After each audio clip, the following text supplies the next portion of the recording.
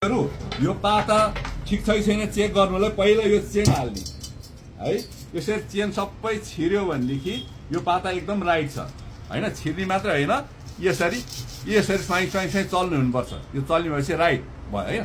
यदि कुनै कुनै बेला के हुन्छ भने यो चाहिँ लोड अनलोड गर्दाखेरि अथवा यहाँ खसेर यसरी ठोकेर यो चाहिँ कुनै ठाउँहरू यो चेन हिँड्ने बाटो कुचेको छ भने चाहिँ यो चेन घुम्नलाई मान्दैन।